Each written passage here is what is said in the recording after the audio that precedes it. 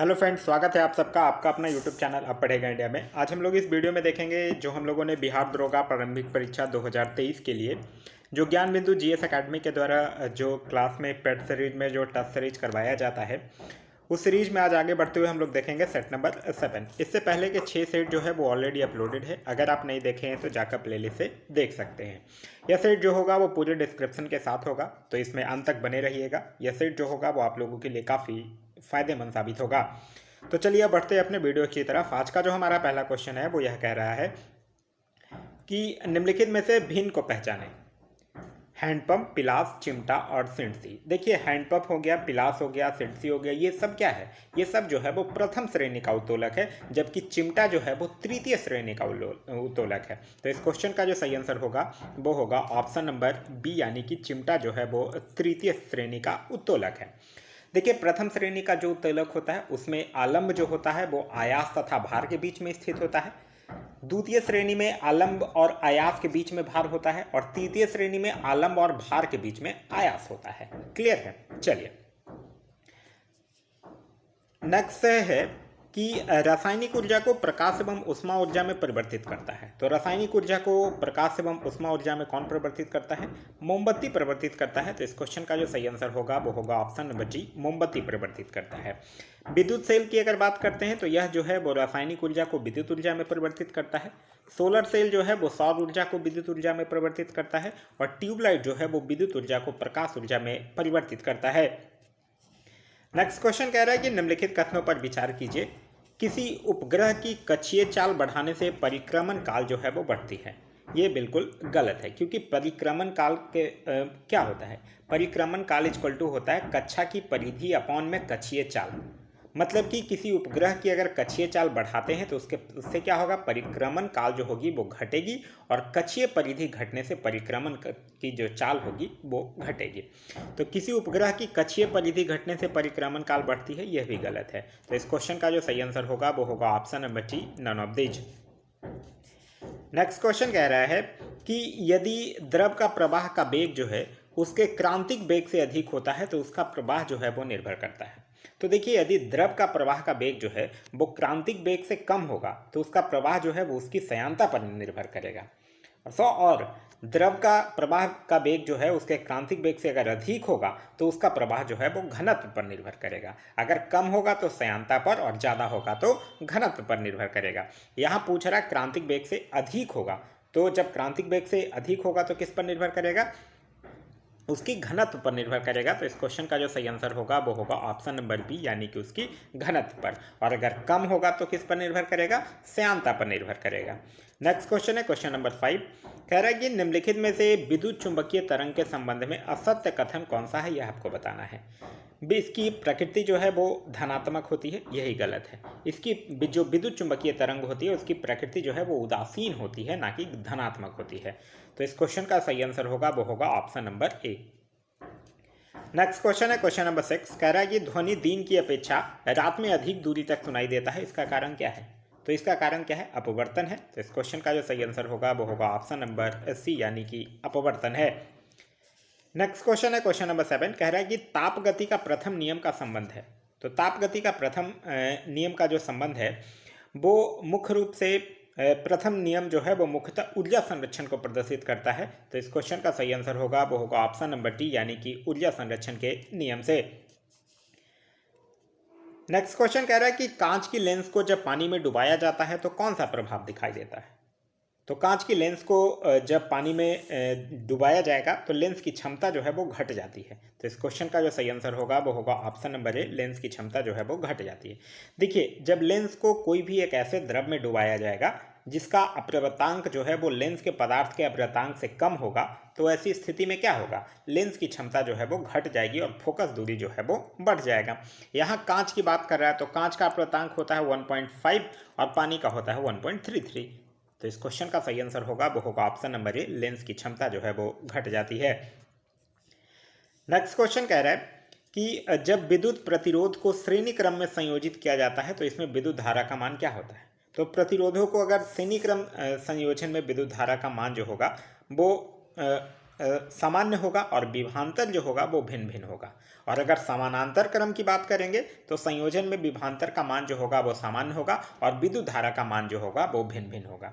यहाँ आपसे क्या पूछ रहा है, यहाँ श्रेणी क्रम में पूछ रहा है, तो यहाँ विद्युत धारा का मान समान और विभवांतर भिन्न भिन्न होगा। इस क्वेश्चन का जो सही आंसर होगा वो होगा ऑप्शन नंबर ए, विद्युत धारा का मान जो है वो सामान्य रहता है। नेक्स्ट क्वेश्चन कह रहा है कि चुंबकीय फ्लक्स का एसआई मात्रक क्या है। चुंबकीय फ्लक्स की अगर एसआई मात्रक की अगर बात करते हैं तो वो है वेबर या मैक्सवेल। तो इस क्वेश्चन का जो सही आंसर होगा वो होगा ऑप्शन नंबर बी।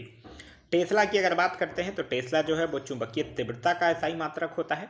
और गाउस की अगर बात करते हैं तो यह चुंबकीय प्रेरण का एसआई मात्रक जो है वो होता है।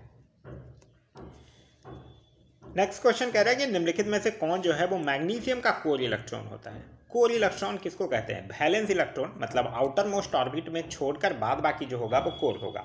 यहाँ आपसे मैग्नीशियम का पूछ रहा है। मैग्नीशियम का एटॉमिक नंबर कितना होता है, मैग्नीशियम का एटॉमिक नंबर होता है 12। 12 का अगर इसका इलेक्ट्रॉनिक कॉन्फ़िगरेशन लिखिएगा तो वो होगा 282। तो ये 2 जो होगा वो क्या कहलाएगा, ये 2 जो है वो वैलेंस इलेक्ट्रॉन कहलाएगा और ये 2 और 8 जो है ये क्या कहलाएगा, कोर कहलाएगा। तो यहाँ इस क्वेश्चन का जो सही आंसर होगा वो होगा ऑप्शन नंबर ए। ठीक है। नेक्स्ट क्वेश्चन कह रहा है, क्वेश्चन नंबर 12 कह रहा है कि सहसंयोजिक यौगिक के संबंध में निम्न में से कौन सा कथन जो है वो असत्य है, यह आपको बताना है। यह अणु के रूप में होते हैं, बिल्कुल सही है। इसके क्वथांक एवं द्रवांक जो होते हैं वो निम्न होते हैं, यह भी सही है। यह जल में घुलनशील होते हैं, यह गलत है। सहसंयोजिक यौगिक जो है वो जल में अबिलीय होता है, जबकि जो कार्बोनिक विलयक में ये जो होता है वो बिलीय होता है। तो इस क्वेश्चन का जो सही आंसर होगा वो होगा option number C. Next question कह रहा है कि नदी का गंदा जल जो है वो उदाहरण है। तो नदी का गंदा जल जो है वो निलंबन विलयन का एक उदाहरण है। तो इस क्वेश्चन का सही आंसर होगा वो होगा option number B. Next question कह रहा है कि चार्ल्स के नियम का अचर यानी कि कांस्टेंट कौन है, यह आपसे पूछ रहा है। देखिए चार्ल्स के नियम में कांस्टेंट क्या रहता है, चार्ल्स के नियम में जो प्रेशर होता है वो कांस्टेंट होता है। तो इस क्वेश्चन का सही आंसर होगा वो होगा ऑप्शन नंबर डी, यानी दाब जो होगा वो कांस्टेंट रहेगा। ताप की अगर बात करते हैं तो टेम्परेचर कांस्टेंट किस में रहता है, जब आप बॉयल्स के नियम पढ़ेंगे तो इसमें जो टेम्परेचर होगा वो कांस्टेंट होगा। आयतन कांस्टेंट किस में रहेगा, जब आप प्रेशर का नियम पढ़ेंगे, दाब का नियम तब। और परिमाण जो होगा वो गैस की अवस्था समीकरण में परिमाण जो होता है वो कांस्टेंट होता है। नेक्स्ट क्वेश्चन कह रहा है कि बोरेक्स जो है वो यस्क है। तो बोरेक्स किसका यस्क है, सोडियम का यस्क है। तो इस क्वेश्चन का सही आंसर होगा वो होगा ऑप्शन नंबर ए, सोडियम का यस्क है। नेक्स्ट क्वेश्चन कह रहा है कि घास में कौन सा अम्ल जो है वो होता है। तो घास में कौन सा अम्ल होता है, बेंजोइक अम्ल होता है। तो इस क्वेश्चन का जो सही आंसर होगा वो होगा ऑप्शन नंबर सी, बेंजोइक अम्ल होता है। ग्लूटेमिक अम्ल किस में होता है, गेहूं में होगा। ऑक्जेलिक अम्ल किस में होगा, सारेल के वृक्ष में होगा। और एसिटिक अम्ल किस में होगा, जो फलों में होते हैं जो होंगे उसमें एसिटिक एसिड होगा। नेक्स्ट क्वेश्चन कह रहा है कि हाइड्रोजन बम का आविष्कारक कौन है। तो हाइड्रोजन बम का आविष्कारक है एडवर्ड टेलर। तो इस क्वेश्चन का सही आंसर होगा वो होगा ऑप्शन नंबर ए, यानी कि एडवर्ड टेलर। नेक्स्ट क्वेश्चन कह रहा है कि आवर्त सारणी में वर्ग में ऊपर से नीचे जाने पर इलेक्ट्रॉन पृथ्वी का मान क्या होता है। तो देखिए जब भी आवर्त सारणी में वर्ग में ऊपर से नीचे आने पर परमाणु का आकार और विद्युत धनात्मकता जो है वो बढ़ती है, और आयनन ऊर्जा और विद्युत ऋणात्मकता और इलेक्ट्रॉन प्रति का जो मान है वो घटता है। तो इस क्वेश्चन का जो सही आंसर होगा वो होगा ऑप्शन नंबर बी, यानी कि घटता है। नेक्स्ट क्वेश्चन कह रहा है कि हवाई जहाज के ढांचा बनाने में निम्नलिखित में से किस मिश्र धातु का प्रयोग किया जाता है। तो हवाई जहाज के ढांचा बनाने में किसका प्रयोग किया जाता है, मैग्नीशियम का प्रयोग किया जाता है। तो इस क्वेश्चन का सही आंसर होगा वो होगा ऑप्शन नंबर सी, यानी कि मैग्नीशियम का प्रयोग किया जाता है।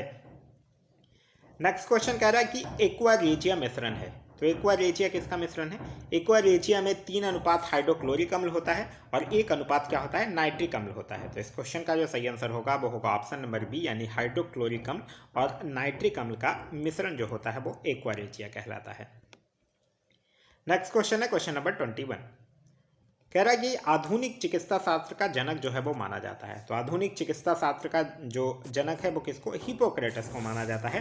तो इस क्वेश्चन का जो सही आंसर होगा वो होगा ऑप्शन नंबर ए, हिपोक्रेटस को माना जाता है। बाद बाकी अगर बात करते हैं थियोफ्रेटस को, तो थियोफ्रेटस को वनस्पति शास्त्र का जनक कहा जाता है। अरस्तु से आप लोग भली भांति परिचित होंगे। अरस्तु को जीव विज्ञान तथा जंतु विज्ञान का जनक जो है वो कहा जाता है। नेक्स्ट क्वेश्चन है क्वेश्चन नंबर 22, क्वेश्चन नंबर 22 कह रहा है स्ट्रोमा निम्नलिखित में से किस कोशिकांग में उपस्थित रहता है। तो स्ट्रोमा जो है वो किस कोशिकांग में उपस्थित रहता है, लवक में उपस्थित रहता है। तो इस क्वेश्चन का जो सही आंसर होगा वो होगा ऑप्शन नंबर सी यानी कि लवक में उपस्थित रहता है। नेक्स्ट क्वेश्चन है क्वेश्चन नंबर 23 कह रहा म्यूटॉन जो है वो इकाई है। तो म्यूटॉन किस चीज का इकाई है, उत्परिवर्तन की इकाई है। तो इस क्वेश्चन का सही आंसर है ऑप्शन नंबर सी यानी कि उत्परिवर्तन का इकाई है। जिन के कार्य की इकाई को क्या कहा जाता है, जिन के कार्य की इकाई को क्या कहा जाता है, सिस्ट्रॉन कहा जाता है। वहीं उत्सर्जन की इकाई को क्या कहा जाता है, नेफ्रॉन कहा जाता है। और तंत्रिका ऊतक की इकाई को क्या कहा जाता है, न्यूरॉन कहा जाता है। ध्यान रखना है आप लोग को। नेक्स्ट क्वेश्चन कह रहा है कि गेहूं, मक्का तथा बॉस किस कुल से संबंधित पौधा है। तो गेहूं, मक्का तथा बॉस जो है ये सब जो है वो ग्रेमिनेसी कुल से संबंधित पौधा है। तो इस क्वेश्चन का सही आंसर होगा वो होगा ऑप्शन नंबर सी। लिलिएसी कुल से आप लोग याद रख सकते हैं लहसुन और प्याज जो है वो लिलिएसी कुल का है। मालवेसी कुल से आप लोग याद रख सकते हैं जो भिंडी हो गया, कपास हो गया, ये सब मालवेसी कुल का है। और पालमी कुल से आप लोग याद रख सकते हैं नारियल हो गया, खजूर हो गया, सुपारी हो गया, ये सब जो है वो पालमी कुल से संबंधित पौधा है।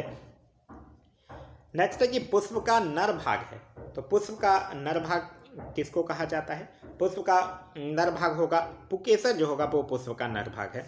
बाद बाकी जयांग हो गया, वर्तिका हो गया, ये सब जो है वो पुष्प का मादा जननांग है। तो इस क्वेश्चन का जो सही आंसर होगा वो होगा option number A. Next question कह रहा है कि बालू में उगने वाले पौधे को क्या कहा जाता है। तो बालू में उगने वाले पौधे को क्या कहा जाता है, सेमोफाइट्स कहा जाता है। तो इस क्वेश्चन का सही आंसर होगा वो होगा ऑप्शन नंबर डी। एरिमोफाइट्स किसको कहा जाता है, जो रेगिस्तान में उगने वाले पौधे होते हैं उसको एरिमोफाइट्स कहा जाता है। उसके बाद लिथोफाइट्स किसको कहा जाता है, लिथोफाइट्स जो चट्टानों पर उगने वाले पौधे होते हैं। और हीलोफाइट्स जो दलदल में उगने वाले पौधे होते हैं। नेक्स्ट क्वेश्चन कह रहा है कि काइटिन, डोरिस इत्यादि किस संघ का जीव है। तो यह सब किस संघ का जीव है, ये सब जो है वो मोलेस्का संघ का जीव है। तो इस क्वेश्चन का जो सही आंसर होगा वो होगा ऑप्शन नंबर बी यानी कि मोलेस्का संघ का जीव है। नेक्स्ट क्वेश्चन है कि वसा का इमल्सीकरण निम्नलिखित में से किस अंग में होता है। तो वसा का इमल्सीकरण कहाँ होता है, पित्ताशय में होता है। तो इस क्वेश्चन का जो सही आंसर होगा वो होगा ऑप्शन नंबर सी, पित्ताशय यानी कि गॉल ब्लाडर में होता है। पित्ताशय से आप लोगों को याद ही होगा कि पित्ताशय जो होता है वो नाशपाती के आकार की एक थैली होती है जिसमें कि यकृत से निकलने वाला पित्त जो है वो जमा रहता है। पित्त जो होता है वो पीले हरे रंग का एक क्षारीय द्रव है जिसका पीएच मान जो है वो 7.7 होता है। नेक्स्ट क्वेश्चन है क्वेश्चन नंबर 29 कह रहा है निम्नलिखित में से कौन सा रोग जो है वो विषाणु से नहीं होता है, यह आपसे पूछ रहा है। विषाणु से नहीं होता है। देखिए गोनोरिया जो है वो किसके द्वारा रोग है, यही विषाणु से नहीं होता है क्योंकि गोनोरिया जो है वो जीवाणु के द्वारा होने वाला रोग है। तो इस क्वेश्चन का जो सही आंसर होगा वो होगा ऑप्शन नंबर ए। नेक्स्ट है कि निम्नलिखित में से कौन से हार्मोन की कमी से मनुष्य में बौनापन होता है। तो मनुष्य में बौनापन जो होता है वो एसटीएच हार्मोन की कमी से होता है। तो इस क्वेश्चन का सही आंसर होगा वो होगा ऑप्शन नंबर बी यानी कि एसटीएच हार्मोन। एसटीएच हार्मोन जो होता है वो शरीर की वृद्धि, विशेषता हड्डियों की वृद्धि का जो है नियंत्रण करती है। नेक्स्ट क्वेश्चन है क्वेश्चन नंबर 31 निम्नलिखित में से कौन सा विकल्प जो है वो असत्य है, आपको यह बताना है। कैबिनेट सचिव राजीव गाबा, ये बिल्कुल सही है। सलाहकार प्रधानमंत्री पीके मिश्रा, ये गलत है। वर्तमान समय में जो प्रधानमंत्री के सलाहकार हैं वो कौन है, तरुण कपूर हैं। वित्त सचिव टीवी सोमनाथन और गृह सचिव अजय कुमार भल्ला, ये सही है। तो इस क्वेश्चन का सही आंसर होगा वो होगा option number B. Next question कह रहा है कि निम्नलिखित में से किस राज्य की बाड़ा कोलम चावल को जीआई टैग दिया गया है। तो किस राज्य का है ये बाड़ा कोलम चावल, यह है महाराष्ट्र का। तो इस क्वेश्चन का सही आंसर होगा वो होगा ऑप्शन नंबर सी, महाराष्ट्र का। महाराष्ट्र का और भी कुछ चीज़ें याद रखिएगा जिसको कि जीआई टैग दिया गया है, जैसे कि सफ़ेद प्याज, जलगांव केला, हापुस आम, सांगली हल्दी, ये सब महाराष्ट्र का प्रोडक्ट है जिसको कि जीआई टैग मिल चुका है। नेक्स्ट क्वेश्चन है कि हाल ही के दिनों में जनजातियों का विश्वकोश जारी करने वाला पहला राज्य कौन बना है। तो यह कौन बना है, यह बना है उड़ीसा। तो इस क्वेश्चन का जो सही आंसर होगा वो होगा ऑप्शन नंबर बी। उड़ीसा जो है वो जनजातियों का विश्वकोश जारी करने वाला भारत का पहला राज्य बन गया है। उड़ीसा से और भी चीज़ें कुछ याद रखिएगा। एक कभी करंट का आपसे पूछा जा सकता है कि देश का नंबर 1 पुलिस स्टेशन कौन बना है। तो वो एक अस्का थाना है, गंजाम जिला उड़ीसा में ही, वही जो है वो देश का नंबर 1 पुलिस स्टेशन भी बना हुआ है। नेक्स्ट क्वेश्चन है क्वेश्चन नंबर 34। कह रहा है कि काकाडू सैन्य अभ्यास 2022 भारत और किस देश के बीच हुआ है। तो काकाडू सैन्य अभ्यास जो है वो भारत और किसके बीच हुआ है, भारत और ऑस्ट्रेलिया के बीच हुआ है। तो इस क्वेश्चन का जो सही आंसर होगा वो होगा ऑप्शन नंबर डी, भारत और ऑस्ट्रेलिया के बीच हुआ है।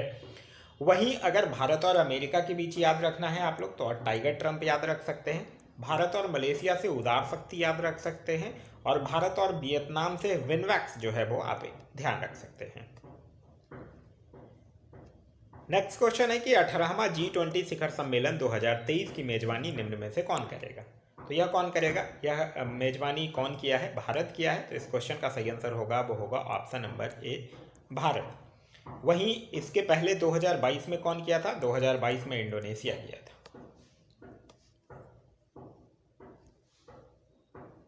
नेक्स्ट क्वेश्चन कह रहा है कि ग्लोबल हंगर इंडेक्स 2022 में प्रथम स्थान बेलारूस को प्राप्त हुआ है, जबकि भारत को कौन सा स्थान प्राप्त हुआ है। तो देखिए ग्लोबल हंगर इंडेक्स की अगर बात करते हैं तो इसमें भारत को जो स्थान मिला है वो 107 मिला है। ठीक है, प्रथम स्थान किसको मिला है, प्रथम स्थान तो बेलारूस को मिला है, और इसको जारी करता कौन है, बेलूथुंगर हेल्फ एक जर्मन की संस्था है जो कि यह रिपोर्ट जो है वो जारी करती है। नेक्स्ट क्वेश्चन कह रहा है कि हाल ही में कौन सा देश जो है वो जुलजान रॉकेट को अंतरिक्ष में लॉन्च किया है। यह कौन सा देश किया है, यह किया है ईरान। तो इस क्वेश्चन का जो सही आंसर होगा वो होगा option number A, Iran. Iran से एक और करेंट का चीज याद रखिएगा, दुनिया का एक सबसे गंदा आदमी था जिसका नाम था अमो हाजी, उसका निधन हो गया है, वो भी ईरान का ही था। नेक्स्ट है कि हाल ही में कौन सा राज्य जो है वो दुर्गावती टाइगर रिजर्व को नए टाइगर रिजर्व के रूप में मान्यता दिया है। तो यह कौन सा राज्य दिया है, यह दिया है मध्य प्रदेश। तो इस क्वेश्चन का सही आंसर होगा वो होगा option number D, Madhya Pradesh. Madhya Pradesh से याद रखिएगा हिंदी में MBBS कोर्स शुरू करने वाला देश का पहला राज्य भी मध्य प्रदेश ही बना है।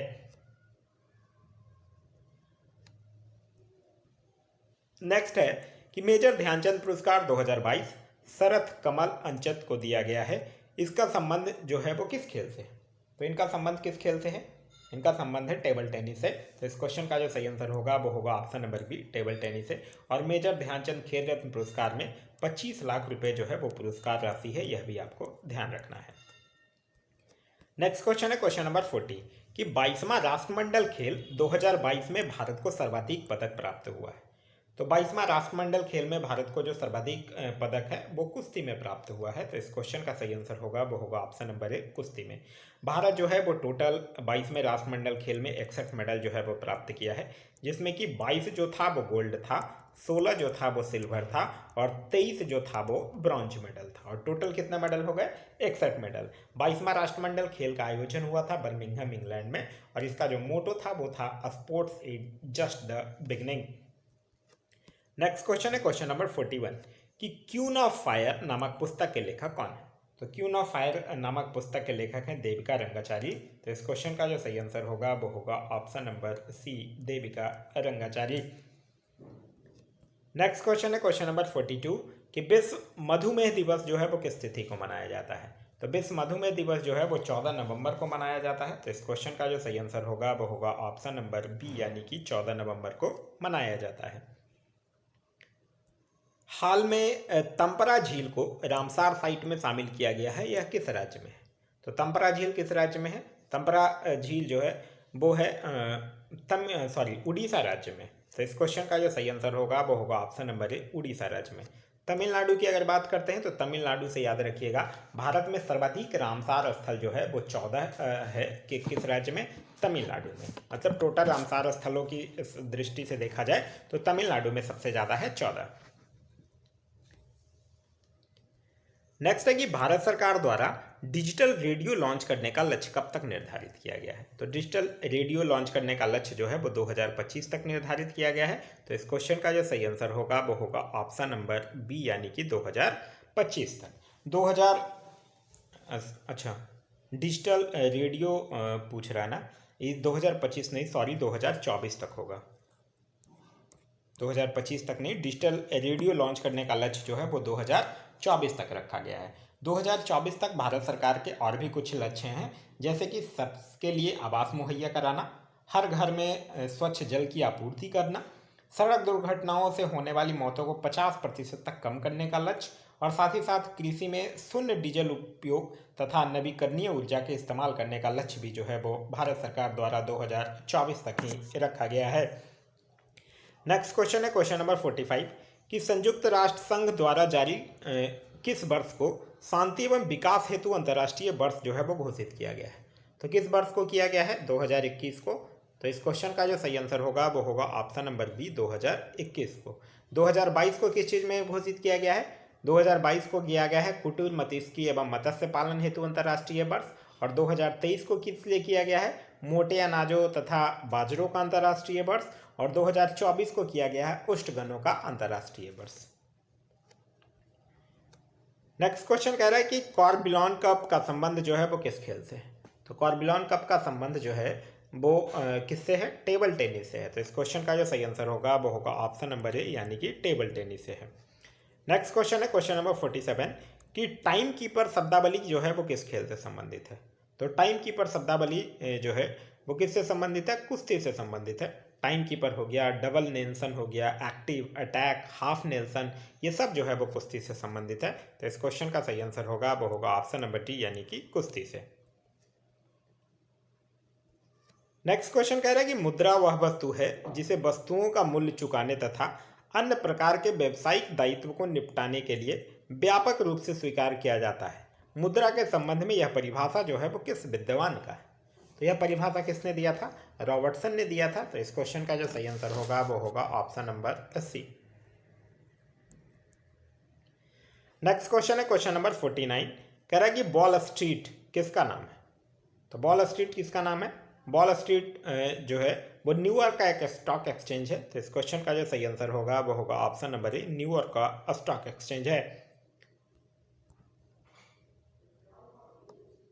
नेक्स्ट क्वेश्चन कह रहा है कि जानकी रमन समिति किस विषय से संबंधित है? तो जानकी रमन समिति की अगर हम लोग बात करते हैं तो यह प्रतिभूति घोटाला से संबंधित समिति है। तो इस क्वेश्चन का सही आंसर होगा वो होगा ऑप्शन नंबर बी, प्रतिभूति घोटाला। वहीं जनसंख्या नीति की अगर बात करते हैं तो आप याद रख सकते हैं स्वामीनाथन संबंधी समिति का संबंध जो है वो जनसंख्या नीति से था। बेरोजगारी के अनुमान की अगर बात करते हैं तो दंतेवाला समिति का संबंध जो है वो बेरोजगारी के अनुमान से था।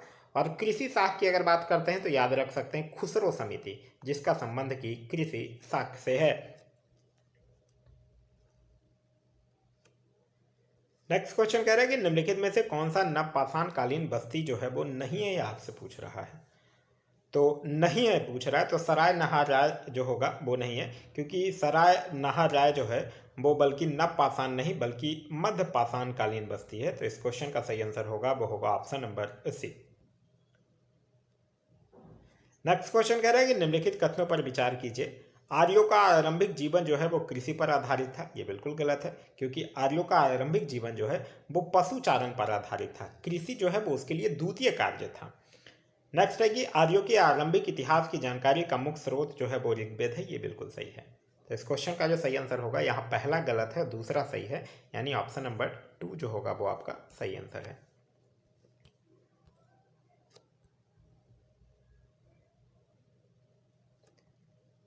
चलिए नेक्स्ट क्वेश्चन कह रहा है कि प्रथम जैन संगति के पाटलिपुत्र में आयोजित हुआ था, वहाँ इस समय वहाँ के शासक कौन थे?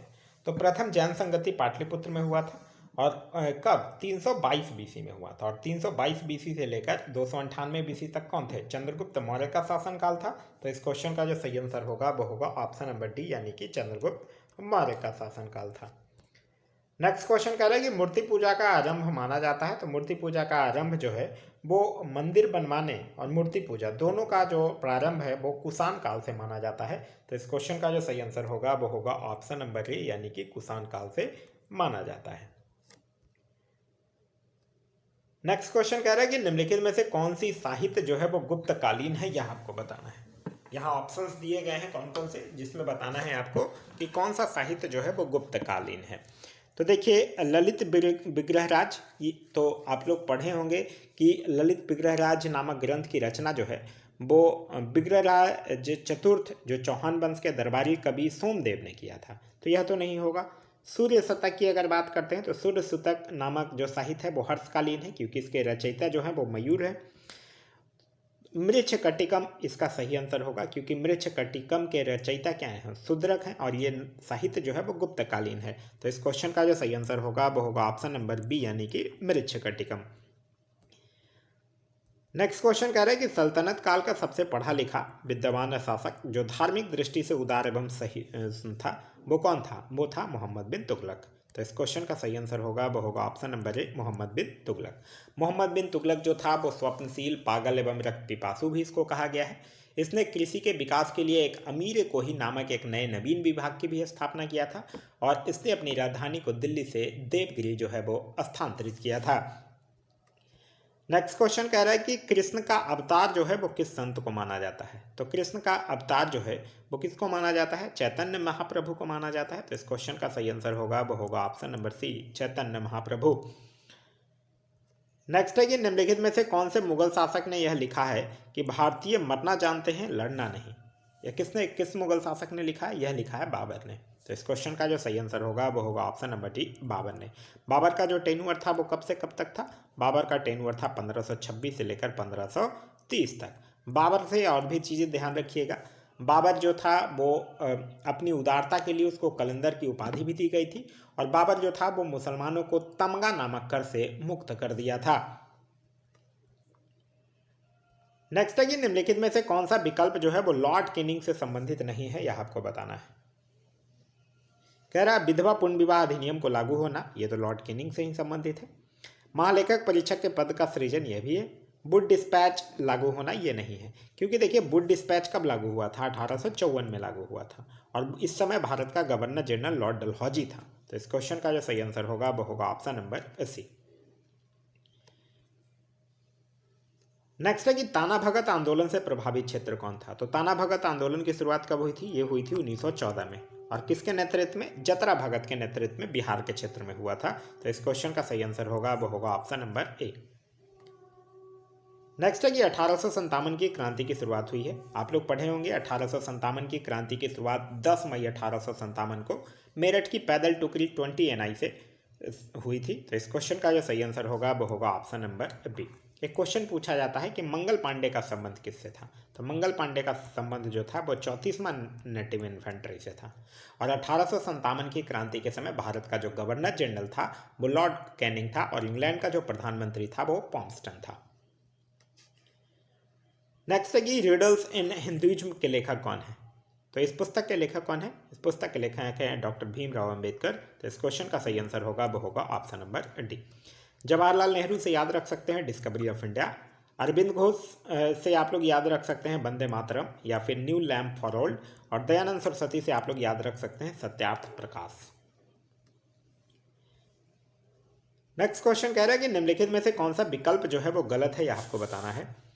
इंडियन एसोसिएशन SC बनर्जी, ये बिल्कुल सही है। शारदा सदन रमाबाई, बिल्कुल सही है। स्वतंत्र श्रमिक पार्टी नारायण मल्हर जोशी, ये गलत है, क्योंकि स्वतंत्र श्रमिक पार्टी के संस्थापक BR अम्बेडकर थे, जबकि सोशल सर्विस लीग के संस्थापक जो थे वो नारायण मल्हर जोशी थे। तो इस क्वेश्चन का सही आंसर होगा वो होगा option number C. Next question है क्वेश्चन नंबर 64 कि खिलाफत आंदोलन का नेतृत्व बिहार में किसने किया था? खिलाफत आंदोलन का जो शुरुआत हुआ था वो 1919 के टाइम में हुआ था, और राष्ट्रीय स्तर पे तो इसके नेतृत्व करता कौन थे? जो अली बंधु हुए, मतलब कि मोहम्मद अली और शौकत अली। लेकिन यहाँ आपसे पूछ रहा है कि बिहार में नेतृत्व किसने किया था? तो बिहार से खिलाफत आंदोलन का नेतृत्व जो है वो मजहर उल हक के द्वारा किया गया था। तो इस क्वेश्चन का जो सही आंसर होगा वो होगा ऑप्शन नंबर बी। नेक्स्ट है कि महात्मा गांधी द्वारा स्थापित नटाल कांग्रेस की स्थापना का वर्ष कौन सा है? तो महात्मा गांधी के द्वारा जो ये नटाल कांग्रेस की स्थापना हुई थी वो हुआ था 1894 में। तो इस क्वेश्चन का सही आंसर होगा वो होगा ऑप्शन नंबर ए। फिर उन्होंने 1904 में जाके फिनिक्स फॉर्म की स्थापना की, फिर उन्होंने 1910 में टॉलस्टॉय फॉर्म की भी स्थापना की। तो ये दोनों भी ध्यान रखिएगा। नेक्स्ट है कि अगाती हवाई अड्डा जो है वो स्थित है। तो अगाती हवाई अड्डा जो है वो लक्षद्वीप में स्थित है। तो इस क्वेश्चन का सही आंसर होगा वो होगा option number D, Lakshadweep. Next question कह रहा है कि ब्रह्मपुत्र नदी भारत में प्रवेश करती है। तो ब्रह्मपुत्र नदी जो है वो भारत में यांगयाप दर्रा से प्रवेश करती है। तो इस क्वेश्चन का सही आंसर होगा वो होगा ऑप्शन नंबर सी, यांगयाप दर्रा से। ब्रह्मपुत्र की जो सहायक नदियां हैं वो याद रखिएगा, दिबांग है, लोहित है, कामेंग है, मानस है, तीस्ता है। ये सब जो है वो ब्रह्मपुत्र की कुछ सहायक नदियां हैं। नेक्स्ट है कि राष्ट्रीय जलमार्ग संख्या 6 किस नदी पर है? तो राष्ट्रीय जलमार्ग संख्या 6 जो है वो लखीपुर से भांगा। तो इस क्वेश्चन, अच्छा किस नदी पर है ये पूछ रहा है, तो ये बराक नदी पर है। तो इस क्वेश्चन का सही आंसर होगा वो होगा ऑप्शन नंबर ए, बराक नदी पर। और कहाँ से कहाँ तक है? लखीपुर से भांगा तक। नेक्स्ट है कि बालमुरी जलप्रपात जो है वो किस राज्य में अवस्थित है? तो बालमुरी जलप्रपात जो है वो कावेरी नदी पर कर्नाटक में स्थित है। तो इस क्वेश्चन का सही आंसर होगा वो होगा ऑप्शन नंबर बी, कर्नाटक में कावेरी नदी पर। नेक्स्ट है कि ग्रीष्म ऋतु में आने वाली फलों वाली बौछार वर्षा से लाभान्वित राज्य मुख्यतः कौन सा है? तो वो है केरल। तो इस क्वेश्चन का सही आंसर होगा वो होगा ऑप्शन नंबर ए, यानी कि केरल। नेक्स्ट क्वेश्चन कह रहा है कि निम्नलिखित कथनों पर विचार कीजिए। जलोढ़ मृदा में पोटास एवं चूने की अधिकता होती है तथा इसमें मृदा संस्तर जो है सॉइल प्रोफाइल नहीं पाया जाता। ये बिल्कुल सही है। जलोढ़ मृदा को 4 भागों में वर्गीकृत किया गया है, ये गलत है। जलोढ़ मृदा को 2 ही भागों में वर्गीकृत जो है वो किया गया है। तो इस क्वेश्चन का जो सही आंसर होगा वो होगा ऑप्शन नंबर ए, केवल एक जो है वो सही है। नेक्स्ट है कि उष्णकटिबंधीय सदाबहार वनस्पतियों का घर कहा जाता है। तो यह किसको कहा जाता है? यह कहा जाता है पश्चिमी घाट को। तो इस क्वेश्चन का सही आंसर होगा वो होगा ऑप्शन नंबर बी, यानी कि पश्चिमी घाट को। नेक्स्ट है कि मैक्रोनी कौन सी फसल की किस्म है? तो मैक्रोनी जो है वो गेहूं की एक किस्म है। तो इस क्वेश्चन का सही आंसर होगा वो होगा ऑप्शन नंबर डी, यानी कि गेहूं का एक किस्म है। नेक्स्ट है कि भारत में पशु की गणना आयोजित होती है प्रत्येक। तो भारत में पशुओं की गणना जो है वो 1919 से शुरू हुई है और प्रत्येक 5 वर्ष पर आयोजित होती है। और आज़ादी के बाद प्रथम बार यह गणना जो है वो 1951 में हुआ था।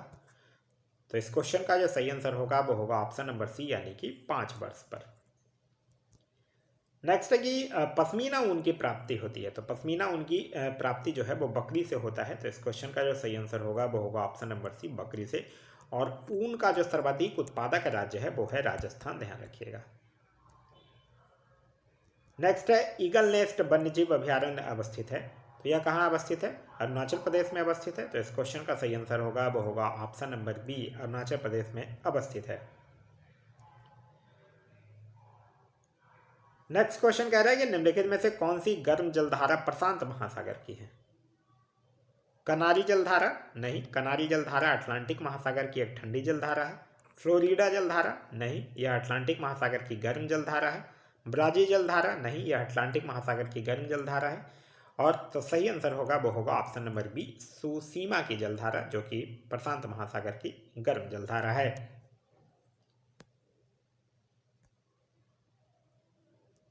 नेक्स्ट है कि दस्ते काबिरा तथा दस्ते लूट मरुस्थल जो है वो किस देश में है? तो दस्ते काबिरा तथा दस्ते लूट मरुस्थल जो है वो किस में है? ईरान में है। तो इस क्वेश्चन का जो सही आंसर होगा वो होगा ऑप्शन नंबर ए, ईरान में है।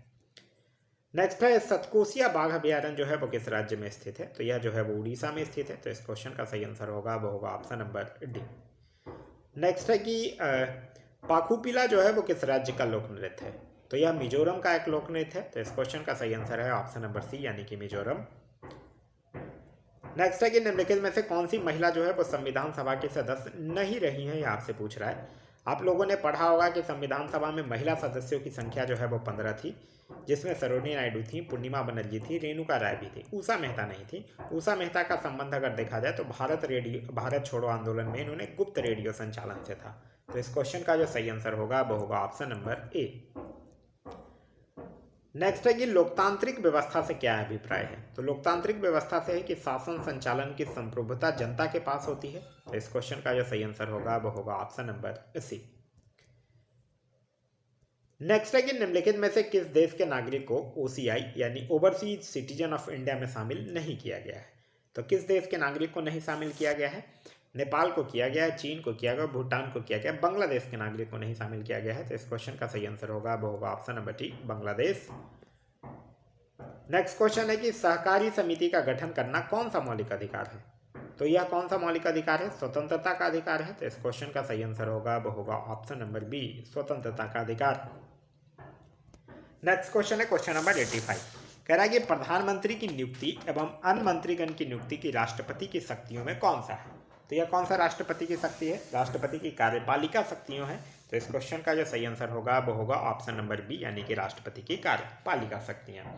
आप लोग पढ़े होंगे एक अनुच्छेद 53 का एक, इसी में तो राष्ट्रपति की कार्यपालिका शक्तियों को परिभाषित किया गया है, जिसके अंतर्गत राष्ट्रपति जो है वो प्रधानमंत्री की नियुक्ति करता है और साथ ही साथ और अन्य भी मंत्रियों की नियुक्ति करता है। नेक्स्ट क्वेश्चन है 86, कह रहा अनुच्छेद 132 में उच्चतम न्यायालय को शक्ति प्रदान करता है। तो अनुच्छेद 132 में उच्चतम न्यायालय को शक्ति जो है वो प्रदान करता है अपीलीय अधिकारिता। तो इस क्वेश्चन का जो सही आंसर होगा वो होगा ऑप्शन नंबर डी, अपीलीय अधिकारिता। नेक्स्ट है कि व्यापार, वाणिज्य और समागम की स्वतंत्रता का प्रावधान जो है वो किस देश से ग्रहित किया गया है। तो यह किससे लिया गया है? ऑस्ट्रेलिया से लिया गया है। साथ ही साथ ऑस्ट्रेलिया से प्रस्तावना की भाषा और संवर्ती सूची का प्रावधान भी जो है वो ऑस्ट्रेलिया से ही लिया गया है। इस क्वेश्चन का सही आंसर होगा वो होगा option number B, Australia. Next है कि निम्नलिखित में से किस राज्य में पंचायती राज व्यवस्था जो है वो लागू नहीं है। तो मेघालय, मिजोरम, नागालैंड में पंचायती राज व्यवस्था जो है वो लागू नहीं है। तो इस क्वेश्चन का सही आंसर होगा वो होगा ऑप्शन नंबर डी, यानी कि मिजोरम। नेक्स्ट क्वेश्चन कह रहा है कि निम्नलिखित में से कौन सी राष्ट्रीय राजनीतिक पार्टी नहीं है, यह आपसे पूछ रहा है। देखिए राष्ट्रीय राजनीतिक पार्टी इसमें कौन नहीं है? बहुजन समाज पार्टी है, भारतीय कम्युनिस्ट पार्टी है, तृणमूल कांग्रेस पार्टी भी है, समाजवादी पार्टी नहीं है। समाजवादी पार्टी जो है वो एक राज्य स्तरीय पार्टी है। तो इस क्वेश्चन का जो सही आंसर होगा वो होगा option number C. Next question कह रहा है कि लोकपाल के अध्यक्ष व सदस्य बनने के लिए न्यूनतम उम्र क्या होना चाहिए। तो न्यूनतम उम्र क्या होना चाहिए? 45 वर्ष होना चाहिए। तो इस क्वेश्चन का सही आंसर होगा वो होगा ऑप्शन नंबर डी, यानी कि 45 वर्ष। 25 वर्ष से आप लोग याद रख सकते हैं लोकसभा और विधानसभा के सदस्य बनने के लिए न्यूनतम उम्र है। 30 साल जो है वो राज्यसभा तथा विधान परिषद के सदस्य बनने के लिए न्यूनतम उम्र है। और 35 वर्ष जो है वो राष्ट्रपति, उपराष्ट्रपति और राज्यपाल बनने के लिए न्यूनतम उम्र है। नेक्स्ट क्वेश्चन कह रहा है कि अंतर्राज्यीय परिषद की बैठक की अध्यक्षता किया जाता है। तो अंतर्राज्यीय परिषद की बैठक की अध्यक्षता जो है वो प्रधानमंत्री के द्वारा किया जाता है। तो इस क्वेश्चन का जो सही आंसर होगा वो होगा ऑप्शन नंबर ए, यानी कि प्रधानमंत्री के द्वारा किया जाता है। और अगर प्रधानमंत्री इसमें नहीं शामिल है, मतलब अनुपस्थित है, तो प्रधानमंत्री के द्वारा कोई भी नियुक्त कैबिनेट स्तर का मंत्री जो है वो इसकी अध्यक्षता करेगा। लेकिन अगर गठन की बात करते हैं तो अंतर्राज्यीय परिषद का गठन जो है वो अनुच्छेद 263 के तहत राष्ट्रपति के द्वारा किया जाता है। नेक्स्ट है कि भाषाई अल्पसंख्यकों के लिए अधिकारी की नियुक्ति राष्ट्रपति करेंगे, यह प्रावधान किस अनुच्छेद में दिया गया है। तो यह प्रावधान जो है वो अनुच्छेद 350 के बी में दिया गया है। तो इस क्वेश्चन का सही आंसर होगा वो होगा ऑप्शन नंबर सी। नेक्स्ट है कि निम्नलिखित में से असत्य विकल्प का चयन कीजिए। एक साइड राज्य दिए गए हैं, दूसरी साइड विधानसभा सीटें दी गई हैं। महाराष्ट्र 288 सीट सही है, कर्नाटक 230 गलत है, क्योंकि कर्नाटक में विधानसभा की सीटें 224 हैं। तो इस क्वेश्चन का जो सही आंसर होगा वो होगा ऑप्शन नंबर बी, यानी कि कर्नाटक। नेक्स्ट क्वेश्चन कह रहा है कि लोक लेखा समिति के मित्र, गाइड एवं मार्गदर्शक के रूप में कौन कार्य करता है। तो यह करता है कौन? नियंत्रक एवं महालेखक परीक्षक। तो इस क्वेश्चन का जो सही आंसर होगा वो होगा ऑप्शन नंबर सी। लोक लेखा समिति की अगर बात करते हैं तो लोक लेखा समिति में टोटल 22 सदस्य होते हैं, जिसमें 15 जो है वो लोकसभा से और 7 जो है वो राज्यसभा से होते हैं। इसे लघु लोकसभा भी कहा जाता है, प्राक्कलन समिति की जुड़वा बहन भी कहा जाता है। और इस समिति के अध्यक्ष का मनोनयन जो है वो लोकसभा के अध्यक्ष के द्वारा किया जाता है। नेक्स्ट क्वेश्चन है क्वेश्चन नंबर 95 कि राष्ट्रीय न्यायिक नियुक्ति आयोग की स्थापना जो है वो किस संविधान संशोधन के तहत हुआ है। तो यह किस संविधान संशोधन के तहत हुआ है?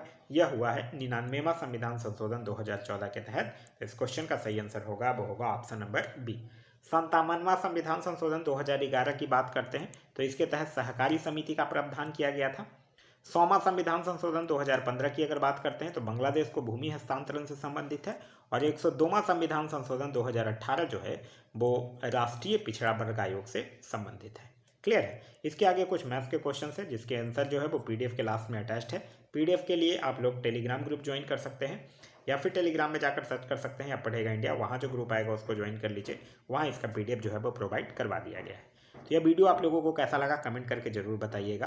साथ ही साथ इस वीडियो से कुछ सीखने के लिए मिला तो एक लाइक जरूर कर दीजिएगा।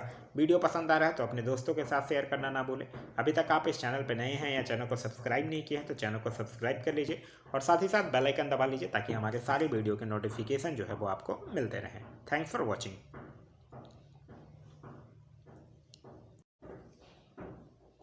हेलो फ्रेंड्स, स्वागत है आप सबका आपका अपना यूट्यूब चैनल अब पढ़ेगा इंडिया में। आज हम लोग इस वीडियो में देखेंगे जो हम लोगों ने बिहार दरोगा प्रारंभिक परीक्षा 2023 के लिए जो ज्ञान बिंदु जीएस एकेडमी के द्वारा जो क्लास में पेट सीरीज में जो टेस्ट सीरीज करवाया जाता है, उस सीरीज में आज आगे बढ़ते हुए हम लोग देखेंगे सेट नंबर 7। इससे पहले के 6 सेट जो है वो ऑलरेडी अपलोडेड है। अगर आप नहीं देखे हैं तो जाकर प्लेलिस्ट से देख सकते हैं। यह सेट जो होगा वो पूरे डिस्क्रिप्शन के साथ होगा, तो इसमें अंत तक बने रहिएगा। यह सेट जो होगा वो आप लोगों के लिए काफ़ी फायदेमंद साबित होगा। तो चलिए बढ़ते हैं अपने वीडियो की तरफ। आज का जो हमारा पहला क्वेश्चन है वो यह कह रहा है कि निम्नलिखित में से भिन्न को पहचानें। हैंडपंप, पिलास, चिमटा और सिंटसी। देखिए, हैंडपंप हो गया, पिलास हो गया, सिंटसी हो गया, ये सब क्या है? ये सब जो है वो प्रथम श्रेणी का उत्तोलक है, जबकि चिमटा जो है वो तृतीय श्रेणी का उत्तोलक है। तो इस क्वेश्चन का जो सही आंसर होगा वो होगा ऑप्शन नंबर बी, यानी कि चिमटा जो है वो तृतीय श्रेणी का उत्तोलक है। देखिए, प्रथम श्रेणी का जो उत्तोलक होता है उसमें आलंब जो होता है वो आयास तथा भार के बीच में स्थित होता है। द्वितीय श्रेणी में आलंब और आयास के बीच में भार होता है, और तृतीय श्रेणी में आलंब और भार के बीच में आयास होता है। क्लियर है? चलिए, नेक्स्ट है कि रासायनिक ऊर्जा को प्रकाश एवं ऊष्मा ऊर्जा में परिवर्तित करता है। तो रासायनिक ऊर्जा को प्रकाश एवं ऊष्मा ऊर्जा में कौन परिवर्तित करता है? मोमबत्ती परिवर्तित करता है। तो इस क्वेश्चन का जो सही आंसर होगा वो होगा ऑप्शन नंबर जी, मोमबत्ती परिवर्तित करता है।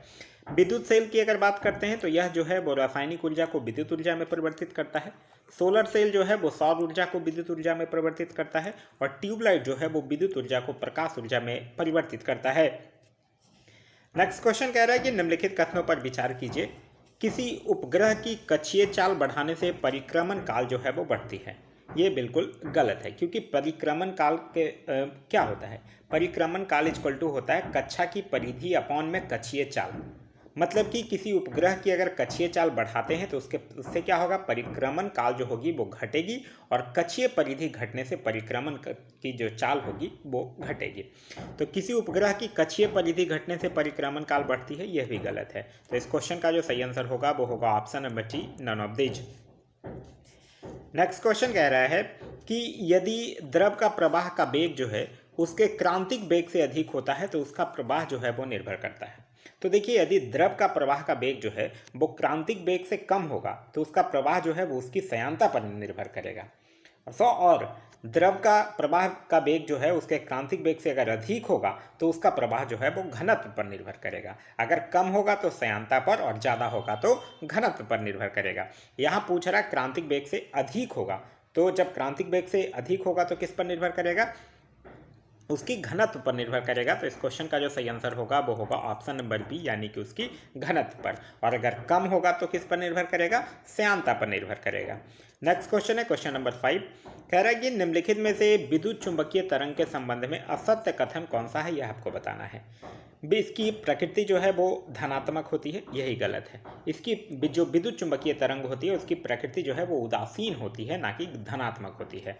तो इस क्वेश्चन का सही आंसर होगा वो होगा option number A. Next question है क्वेश्चन नंबर 6। कह रहा है कि ध्वनि दिन की अपेक्षा रात में अधिक दूरी तक सुनाई देता है, इसका कारण क्या है? तो इसका कारण क्या है? अपवर्तन है। तो इस क्वेश्चन का जो सही आंसर होगा वो होगा ऑप्शन नंबर सी, यानी कि अपवर्तन है। नेक्स्ट क्वेश्चन है क्वेश्चन नंबर 7। कह रहा है कि ताप गति का प्रथम नियम का संबंध है।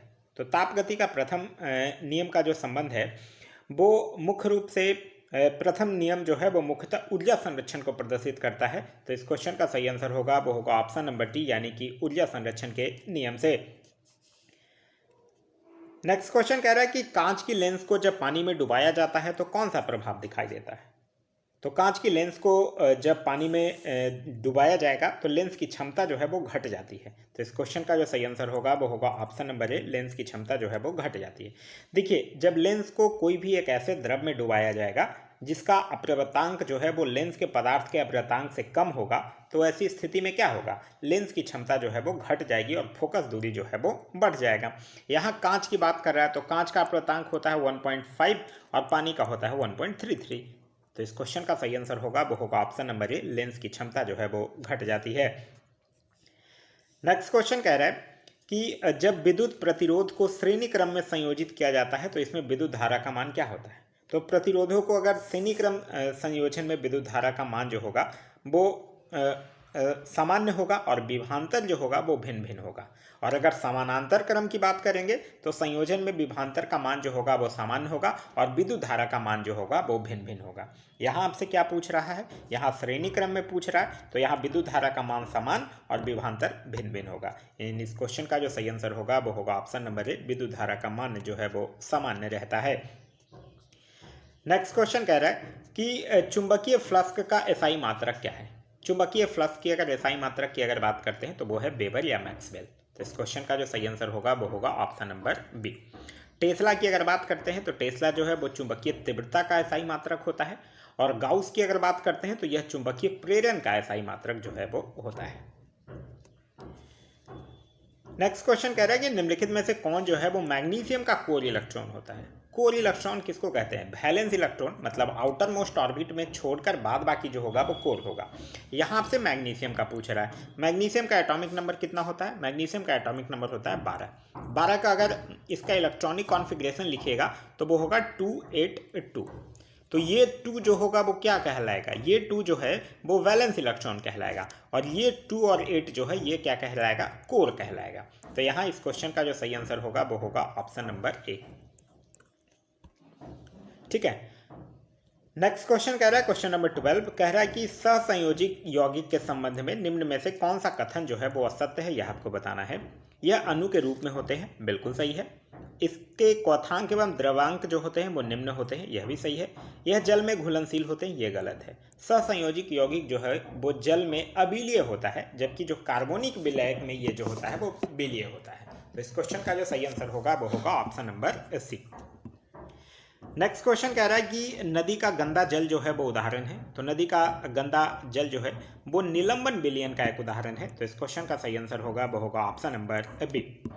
नेक्स्ट क्वेश्चन कह रहा है कि चार्ल्स के नियम का अचर यानी कि कांस्टेंट कौन है, यह आपसे पूछ रहा है। देखिए चार्ल्स के नियम में कांस्टेंट क्या रहता है, चार्ल्स के नियम में जो प्रेशर होता है वो कांस्टेंट होता है। तो इस क्वेश्चन का सही आंसर होगा वो होगा ऑप्शन नंबर डी, यानी दाब जो होगा वो कांस्टेंट रहेगा।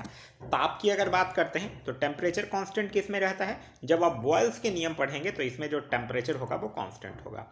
आयतन कांस्टेंट किस में रहेगा, जब आप प्रेशर का नियम पढ़ेंगे, दाब का नियम तब। और परिमाण जो होगा वो गैस की अवस्था समीकरण में परिमाण जो होता है वो कांस्टेंट होता है। नेक्स्ट क्वेश्चन कह रहा है कि बोरेक्स जो है वो यस्क है। तो बोरेक्स किसका यस्क है, सोडियम का यस्क है। तो इस क्वेश्चन का सही आंसर होगा वो होगा ऑप्शन नंबर ए, सोडियम का यस्क है। नेक्स्ट क्वेश्चन कह रहा है कि घास में कौन सा अम्ल जो है वो होता है। तो घास में कौन सा अम्ल होता है, बेंजोइक अम्ल होता है। तो इस क्वेश्चन का जो सही आंसर होगा वो होगा ऑप्शन नंबर सी, बेंजोइक अम्ल होता है। ग्लूटेमिक अम्ल किस में होता है, गेहूं में होगा। ऑक्जेलिक अम्ल किस में होगा, सारेल के वृक्ष में होगा। और एसिटिक अम्ल किस में होगा, जो फलों में होते हैं जो होंगे उसमें एसिटिक एसिड होगा। नेक्स्ट क्वेश्चन कह रहा है कि हाइड्रोजन बम का आविष्कारक कौन है। तो हाइड्रोजन बम का आविष्कारक है एडवर्ड टेलर। तो इस क्वेश्चन का सही आंसर होगा वो होगा ऑप्शन नंबर ए, यानी कि एडवर्ड टेलर। नेक्स्ट क्वेश्चन कह रहा है कि आवर्त सारणी में वर्ग में ऊपर से नीचे जाने पर इलेक्ट्रॉन पृथ्वी का मान क्या होता है। तो देखिए जब भी आवर्त सारणी में वर्ग में ऊपर से नीचे आने पर परमाणु का आकार और विद्युत धनात्मकता जो है वो बढ़ती है, और आयनन ऊर्जा और विद्युत ऋणात्मकता और इलेक्ट्रॉन प्रति का जो मान है वो घटता है। तो इस क्वेश्चन का जो सही आंसर होगा वो होगा ऑप्शन नंबर बी, यानी कि घटता है। नेक्स्ट क्वेश्चन कह रहा है कि हवाई जहाज के ढांचा बनाने में निम्नलिखित में से किस मिश्र धातु का प्रयोग किया जाता है। तो हवाई जहाज के ढांचा बनाने में किसका प्रयोग किया जाता है, मैग्नीशियम का प्रयोग किया जाता है। तो इस क्वेश्चन का सही आंसर होगा वो होगा ऑप्शन नंबर सी, यानी कि मैग्नीशियम का प्रयोग किया जाता है। नेक्स्ट क्वेश्चन कह रहा है कि एक्वा रेजिया मिश्रण है। तो एक्वा रेजिया किसका मिश्रण है, एक्वा रेजिया में 3 अनुपात हाइड्रोक्लोरिक अम्ल होता है और 1 अनुपात क्या होता है, नाइट्रिक अम्ल होता है। तो इस क्वेश्चन का जो सही आंसर होगा वो होगा ऑप्शन नंबर बी, यानी हाइड्रोक्लोरिक अम्ल और नाइट्रिक अम्ल का मिश्रण जो होता है वो एक्वा रेजिया कहलाता है। नेक्स्ट क्वेश्चन है क्वेश्चन नंबर 21, कह रहा है कि आधुनिक चिकित्सा शास्त्र का जनक जो है वो माना जाता है। तो आधुनिक चिकित्सा शास्त्र का जो जनक है वो किसको, हिपोक्रेटस को माना जाता है। तो इस क्वेश्चन का जो सही आंसर होगा वो होगा ऑप्शन नंबर ए, हिपोक्रेटस को माना जाता है। बाद बाकी अगर बात करते हैं थियोफ्रेटस को, तो थियोफ्रेटस को वनस्पति शास्त्र का जनक कहा जाता है। अरस्तु से आप लोग भली भांति परिचित होंगे। अरस्तु को जीव विज्ञान तथा जंतु विज्ञान का जनक जो है वो कहा जाता है। नेक्स्ट क्वेश्चन है क्वेश्चन नंबर 22, क्वेश्चन नंबर 22 कह रहा है स्ट्रोमा निम्नलिखित में से किस कोशिकांग में उपस्थित रहता है। तो स्ट्रोमा जो है वो किस कोशिकांग में उपस्थित रहता है, लवक में उपस्थित रहता है। तो इस क्वेश्चन का जो सही आंसर होगा वो होगा ऑप्शन नंबर सी यानी कि लवक में उपस्थित रहता है। नेक्स्ट क्वेश्चन है क्वेश्चन नंबर 23 कह रहा म्यूटॉन जो है वो इकाई है। तो म्यूटॉन किस चीज का इकाई है, उत्परिवर्तन की इकाई है। तो इस क्वेश्चन का सही आंसर है ऑप्शन नंबर सी यानी कि उत्परिवर्तन का इकाई है। जिन के कार्य की इकाई को क्या कहा जाता है, जिन के कार्य की इकाई को क्या कहा जाता है, सिस्ट्रॉन कहा जाता है। वहीं उत्सर्जन की इकाई को क्या कहा जाता है, नेफ्रॉन कहा जाता है। और तंत्रिका उत्तक की इकाई को क्या कहा जाता है, न्यूरॉन कहा जाता है। ध्यान रखना है आप लोग को। नेक्स्ट क्वेश्चन कह रहा है कि गेहूं, मक्का तथा बॉस किस कुल से संबंधित पौधा है। तो गेहूं, मक्का तथा बॉस जो है ये सब जो है वो ग्रेमिनेसी कुल से संबंधित पौधा है। तो इस क्वेश्चन का सही आंसर होगा वो होगा ऑप्शन नंबर सी। लिलिएसी कुल से आप लोग याद रख सकते हैं लहसुन और प्याज जो है वो लिलिएसी कुल का है। मालवेसी कुल से आप लोग याद रख सकते हैं जो भिंडी हो गया, कपास हो गया, ये सब मालवेसी कुल का है। और पालमी कुल से आप लोग याद रख सकते हैं नारियल हो गया, खजूर हो गया, सुपारी हो गया, ये सब जो है वो पालमी कुल से संबंधित पौधा है। नेक्स्ट है कि पुष्प का नर भाग है। तो पुष्प का नर भाग किसको कहा जाता है, पुष्प का नर भाग होगा पुकेसर जो होगा वो पुष्प का नर भाग है। बाद बाकी जयांग हो गया, वर्तिका हो गया, ये सब जो है वो पुष्प का मादा जननांग है। तो इस क्वेश्चन का जो सही आंसर होगा वो होगा option number A. Next question कह रहा है कि बालू में उगने वाले पौधे को क्या कहा जाता है। तो बालू में उगने वाले पौधे को क्या कहा जाता है, सेमोफाइट्स कहा जाता है। तो इस क्वेश्चन का सही आंसर होगा वो होगा ऑप्शन नंबर डी। एरिमोफाइट्स किसको कहा जाता है, जो रेगिस्तान में उगने वाले पौधे होते हैं उसको एरिमोफाइट्स कहा जाता है। उसके बाद लिथोफाइट्स किसको कहा जाता है, लिथोफाइट्स जो चट्टानों पर उगने वाले पौधे होते हैं। और हीलोफाइट्स जो दलदल में उगने वाले पौधे होते हैं। नेक्स्ट क्वेश्चन कह रहा है कि काइटिन, डोरिस इत्यादि किस संघ का जीव है। तो यह सब किस संघ का जीव है, ये सब जो है वो मोलेस्का संघ का जीव है। इस क्वेश्चन का जो सही आंसर होगा वो होगा ऑप्शन नंबर बी यानी कि मोलेस्का संघ का जीव है। नेक्स्ट क्वेश्चन है कि वसा का इमल्सीकरण निम्नलिखित में से किस अंग में होता है। तो वसा का इमल्सीकरण कहाँ होता है, पित्ताशय में होता है। तो इस क्वेश्चन का जो सही आंसर होगा वो होगा ऑप्शन नंबर सी, पित्ताशय यानी कि गॉल ब्लाडर में होता है। पित्ताशय से आप लोगों को याद ही होगा कि पित्ताशय जो होता है वो नाशपाती के आकार की एक थैली होती है जिसमें कि यकृत से निकलने वाला पित्त जो है वो जमा रहता है। पित्त जो होता है वो पीले हरे रंग का एक क्षारीय द्रव है जिसका पीएच मान जो है वो 7.7 होता है।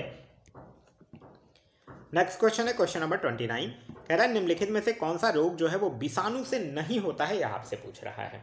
विषाणु से नहीं होता है। देखिए गोनोरिया जो है वो किसके द्वारा रोग है, यही विषाणु से नहीं होता है क्योंकि गोनोरिया जो है वो जीवाणु के द्वारा होने वाला रोग है। तो इस क्वेश्चन का जो सही आंसर होगा वो होगा ऑप्शन नंबर ए।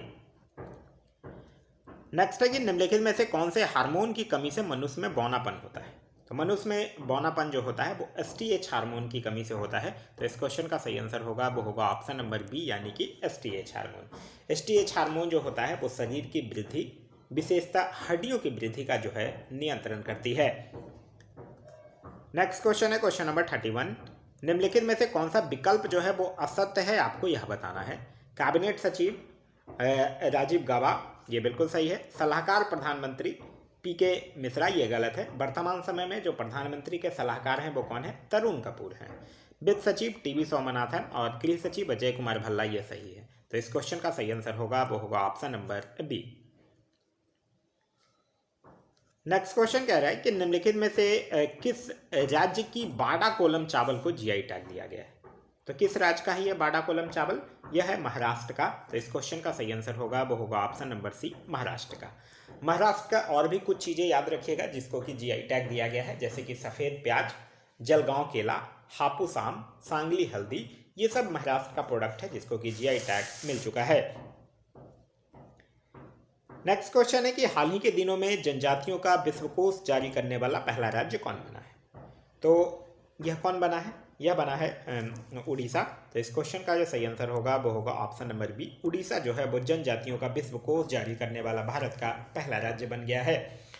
उड़ीसा से और भी चीज़ें कुछ याद रखिएगा। एक कभी करंट का आपसे पूछा जा सकता है कि देश का नंबर 1 पुलिस स्टेशन कौन बना है। तो वो एक अस्का थाना है, गंजाम जिला उड़ीसा में ही, वही जो है वो देश का नंबर 1 पुलिस स्टेशन भी बना हुआ है। नेक्स्ट क्वेश्चन है क्वेश्चन नंबर 34। कह रहा है कि काकाडू सैन्य अभ्यास 2022 भारत और किस देश के बीच हुआ है। तो काकाडू सैन्य अभ्यास जो है वो भारत और किसके बीच हुआ है, भारत और ऑस्ट्रेलिया के बीच हुआ है। तो इस क्वेश्चन का जो सही आंसर होगा वो होगा ऑप्शन नंबर डी, भारत और ऑस्ट्रेलिया के बीच हुआ है। वहीं अगर भारत और अमेरिका के बीच याद रखना है आप लोग तो टाइगर ट्रंप याद रख सकते हैं, भारत और मलेशिया से उदार शक्ति याद रख सकते हैं, और भारत और वियतनाम से विनवैक्स जो है वो आप ध्यान रख सकते हैं।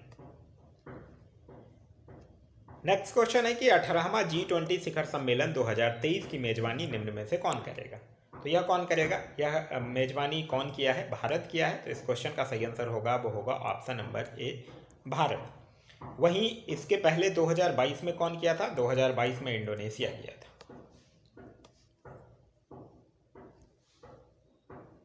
नेक्स्ट क्वेश्चन कह रहा है कि ग्लोबल हंगर इंडेक्स 2022 में प्रथम स्थान बेलारूस को प्राप्त हुआ है, जबकि भारत को कौन सा स्थान प्राप्त हुआ है। तो देखिए ग्लोबल हंगर इंडेक्स की अगर बात करते हैं तो इसमें भारत को जो स्थान मिला है वो 107 मिला है। ठीक है, प्रथम स्थान किसको मिला है, प्रथम स्थान तो बेलारूस को मिला है, और इसको जारी करता कौन है, बेलूथुंगर हेल्फ एक जर्मन की संस्था है जो कि यह रिपोर्ट जो है वो जारी करती है। नेक्स्ट क्वेश्चन कह रहा है कि हाल ही में कौन सा देश जो है वो जुलजान रॉकेट को अंतरिक्ष में लॉन्च किया है। यह कौन सा देश किया है, यह किया है ईरान। तो इस क्वेश्चन का जो सही आंसर होगा वो होगा option number A, Iran. Iran से एक और करेंट का चीज़ याद रखिएगा, दुनिया का एक सबसे गंदा आदमी था जिसका नाम था अमो हाजी, उसका निधन हो गया है, वो भी ईरान का ही था। नेक्स्ट है कि हाल ही में कौन सा राज्य जो है वो दुर्गावती टाइगर रिजर्व को नए टाइगर रिजर्व के रूप में मान्यता दिया है। तो यह कौन सा राज्य दिया है, यह दिया है मध्य प्रदेश। तो इस क्वेश्चन का सही आंसर होगा वो होगा option number D, Madhya Pradesh. Madhya Pradesh से याद रखिएगा हिंदी में MBBS कोर्स शुरू करने वाला देश का पहला राज्य भी मध्य प्रदेश ही बना है।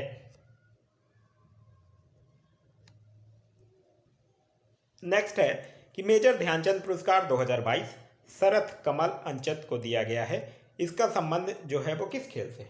तो इनका संबंध किस खेल से है, इनका संबंध है टेबल टेनिस से। तो इस क्वेश्चन का जो सही आंसर होगा वो होगा option number B, table tennis से। और मेजर ध्यानचंद खेल रत्न पुरस्कार में 25 लाख रुपए जो है वो पुरस्कार राशि है, यह भी आपको ध्यान रखना है। नेक्स्ट क्वेश्चन है क्वेश्चन नंबर 40 कि 22वां राष्ट्रमंडल खेल 2022 में भारत को सर्वाधिक पदक प्राप्त हुआ है। तो 22वां राष्ट्रमंडल खेल में भारत को जो सर्वाधिक पदक है वो कुश्ती में प्राप्त हुआ है। तो इस क्वेश्चन का सही आंसर होगा वो होगा ऑप्शन नंबर ए, कुश्ती में। भारत जो है वो टोटल 22वें राष्ट्रमंडल खेल में 61 मेडल जो है वो प्राप्त किया है, जिसमें कि 22 जो था वो गोल्ड था, 16 जो था वो सिल्वर था, और 23 जो था वो ब्रॉन्ज मेडल था, और टोटल कितने मेडल हो गए, 61 मेडल। 22वां राष्ट्रमंडल खेल का आयोजन हुआ था बर्मिंघम इंग्लैंड में, और इसका जो मोटो था वो था sports is just the beginning. Next question है क्वेश्चन नंबर 41 कि क्यून ऑफ फायर नामक पुस्तक के लेखक कौन है। तो क्यून ऑफ फायर नामक पुस्तक के लेखक हैं देविका रंगाचारी। तो इस क्वेश्चन का जो सही आंसर होगा वो होगा option number C, Devika Rangachari. Next question है क्वेश्चन नंबर 42 कि विश्व मधुमेह दिवस जो है वो किस तिथि को मनाया जाता है। तो विश्व मधुमेह दिवस जो है वो 14 नवंबर को मनाया जाता है। तो इस क्वेश्चन का जो सही आंसर होगा वो होगा ऑप्शन नंबर बी, यानी कि 14 नवंबर को मनाया जाता है।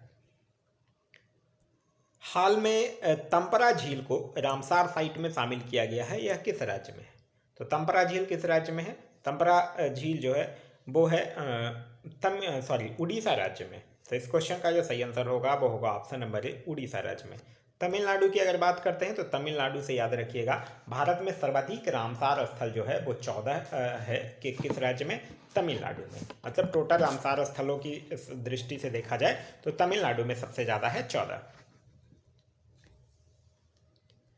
नेक्स्ट है कि भारत सरकार द्वारा डिजिटल रेडियो लॉन्च करने का लक्ष्य कब तक निर्धारित किया गया है। तो डिजिटल रेडियो लॉन्च करने का लक्ष्य जो है वो 2025 तक निर्धारित किया गया है। तो इस क्वेश्चन का जो सही आंसर होगा वो होगा ऑप्शन नंबर बी, यानी कि 2025 तक। अच्छा, डिजिटल रेडियो पूछ रहा है ना, ये 2025 नहीं, सॉरी 2024 तक होगा, 2025 तक नहीं। डिजिटल रेडियो लॉन्च करने का लक्ष्य जो है वो 2024 तक रखा गया है। 2024 तक भारत सरकार के और भी कुछ लक्ष्य हैं, जैसे कि सबके लिए आवास मुहैया कराना, हर घर में स्वच्छ जल की आपूर्ति करना, सड़क दुर्घटनाओं से होने वाली मौतों को 50% तक कम करने का लक्ष्य, और साथ ही साथ कृषि में शून्य डीजल उपयोग तथा नवीकरणीय ऊर्जा के इस्तेमाल करने का लक्ष्य भी जो है वो भारत सरकार द्वारा 2024 तक ही रखा गया है। नेक्स्ट क्वेश्चन है क्वेश्चन नंबर 45 कि संयुक्त राष्ट्र संघ द्वारा जारी किस वर्ष को शांति एवं विकास हेतु अंतर्राष्ट्रीय वर्ष जो है वो घोषित किया गया है। तो किस वर्ष को किया गया है? 2021 को। तो इस क्वेश्चन का जो सही आंसर होगा वो होगा ऑप्शन नंबर बी, 2021 को। 2022 को किस चीज़ में घोषित किया गया है? 2022 को किया गया है कुटीर मत्स्यिकी एवं मत्स्य पालन हेतु अंतर्राष्ट्रीय वर्ष। और 2023 को किस लिए किया गया है? मोटे अनाजों तथा बाजरों का अंतर्राष्ट्रीय वर्ष। और 2024 को किया गया है उष्णगनों का अंतर्राष्ट्रीय वर्ष। नेक्स्ट क्वेश्चन कह रहा है कि कॉर्बिलॉन कप का संबंध जो है वो किस खेल से है? तो कॉर्बिलॉन कप का संबंध जो है वो किससे है? टेबल टेनिस से है। तो इस क्वेश्चन का जो सही आंसर होगा वो होगा ऑप्शन नंबर ए, यानी कि टेबल टेनिस से है। नेक्स्ट क्वेश्चन है क्वेश्चन नंबर 47 कि टाइम कीपर शब्दावली जो है वो किस खेल से संबंधित है? तो टाइम कीपर शब्दावली जो है वो किससे संबंधित है? कुश्ती से संबंधित है। टाइम कीपर हो गया, डबल नेल्सन हो गया, एक्टिव, अटैक, हाफ नेल्सन, ये सब जो है वो कुश्ती से संबंधित है। तो इस क्वेश्चन का सही आंसर होगा वो होगा ऑप्शन नंबर डी, यानी कि कुश्ती से। नेक्स्ट क्वेश्चन कह रहा है कि मुद्रा वह वस्तु है जिसे वस्तुओं का मूल्य चुकाने तथा अन्य प्रकार के व्यावसायिक दायित्व को निपटाने के लिए व्यापक रूप से स्वीकार किया जाता है। मुद्रा के संबंध में यह परिभाषा जो है वो किस विद्वान का है? तो यह परिभाषा किसने दिया था? रॉबर्टसन ने दिया था। तो इस क्वेश्चन का जो सही आंसर होगा वो होगा option number C. Next question है क्वेश्चन नंबर 49 कह रहा है कि वॉल स्ट्रीट किसका नाम है? तो वॉल स्ट्रीट किसका नाम है? वॉल स्ट्रीट जो है वो न्यूयॉर्क का एक स्टॉक एक्सचेंज है। तो इस क्वेश्चन का जो सही आंसर होगा वो होगा ऑप्शन नंबर ए, न्यूयॉर्क का स्टॉक एक्सचेंज है। नेक्स्ट क्वेश्चन कह रहा है कि जानकी रमन समिति किस विषय से संबंधित है? तो जानकी रमन समिति की अगर हम लोग बात करते हैं तो यह प्रतिभूति घोटाला से संबंधित समिति है। तो इस क्वेश्चन का सही आंसर होगा वो होगा ऑप्शन नंबर बी, प्रतिभूति घोटाला।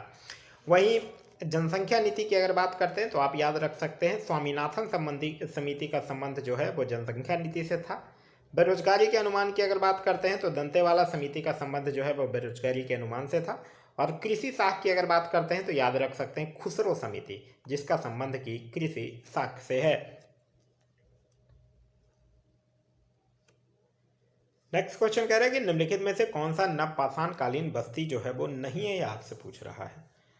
तो नहीं है पूछ रहा है, तो सराय नहार राय जो होगा वो नहीं है, क्योंकि सराय नहार राय जो है वो बल्कि नवपाषाण नहीं बल्कि मध्य पाषाण कालीन बस्ती है। तो इस क्वेश्चन का सही आंसर होगा वो होगा ऑप्शन नंबर सी।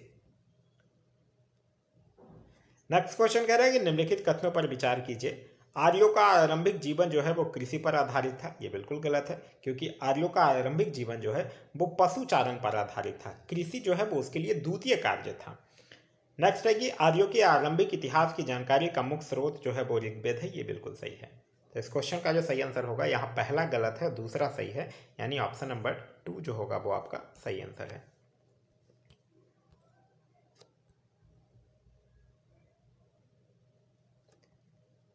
चलिए नेक्स्ट क्वेश्चन कह रहा है कि प्रथम जैन संगति के पाटलिपुत्र में आयोजित हुआ था, वहाँ इस समय वहाँ के शासक कौन थे? तो प्रथम जैन संगति पाटलिपुत्र में हुआ था और कब? 322 बीसी में हुआ था। और 322 बीसी से लेकर 298 बीसी तक कौन थे? चंद्रगुप्त मौर्य का शासनकाल था। तो इस क्वेश्चन का जो सही आंसर होगा वो होगा ऑप्शन नंबर डी, यानी कि चंद्रगुप्त मौर्य का शासनकाल था। नेक्स्ट क्वेश्चन कह रहा है कि मूर्ति पूजा का आरंभ माना जाता है। तो मूर्ति पूजा का आरंभ जो है वो मंदिर बनवाने और मूर्ति पूजा दोनों का जो प्रारंभ है वो कुषाण काल से माना जाता है। तो इस क्वेश्चन का जो सही आंसर होगा वो होगा ऑप्शन नंबर ए, यानी कि कुषाण काल से माना जाता है। नेक्स्ट क्वेश्चन कह रहा है कि निम्नलिखित में से कौन सी साहित्य जो है वो गुप्तकालीन है, यह आपको बताना है। यहाँ ऑप्शंस दिए गए हैं कौन कौन से, जिसमें बताना है आपको कि कौन सा साहित्य जो है वो गुप्तकालीन है।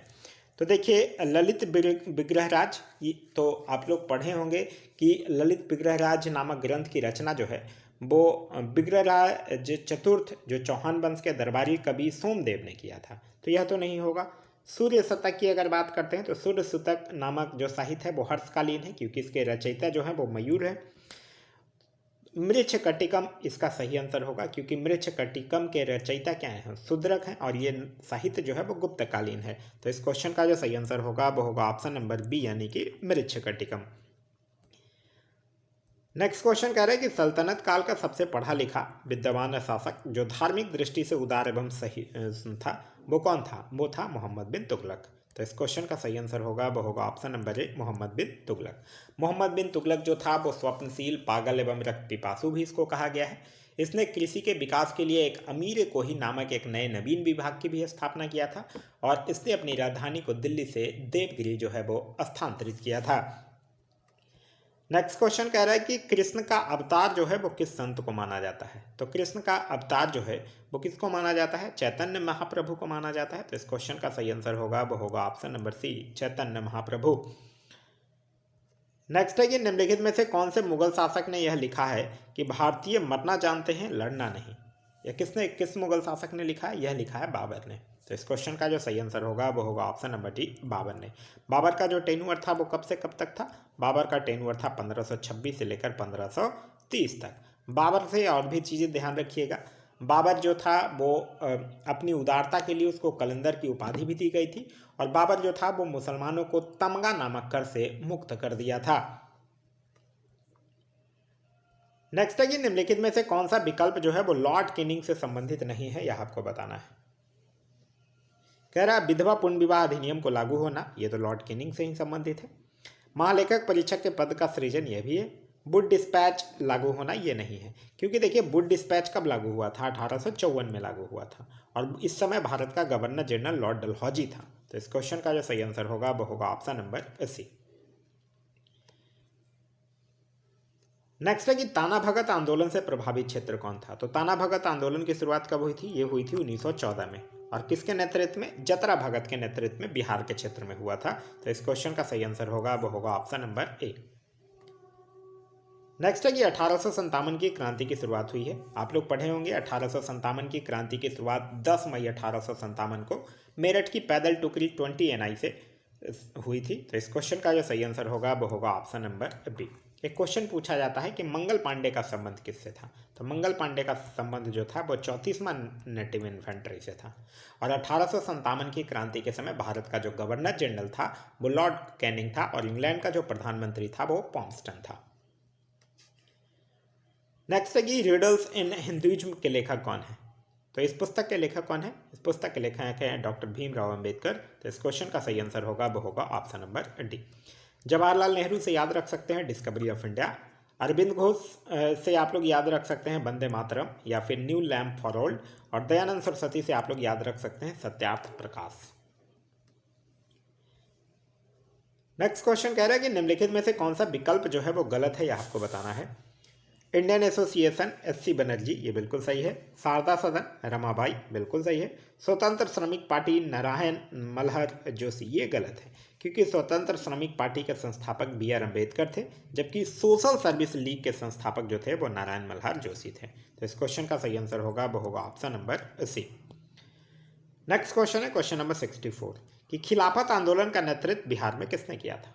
खिलाफत आंदोलन का जो शुरुआत हुआ था वो 1919 के टाइम में हुआ था, और राष्ट्रीय स्तर पे तो इसके नेतृत्व करता कौन थे? जो अली बंधु हुए, मतलब कि मोहम्मद अली और शौकत अली। लेकिन यहाँ आपसे पूछ रहा है कि बिहार में नेतृत्व किसने किया था? तो बिहार से खिलाफत आंदोलन का नेतृत्व जो है वो मजहर उल हक के द्वारा किया गया था। तो इस क्वेश्चन का जो सही आंसर होगा वो होगा ऑप्शन नंबर बी।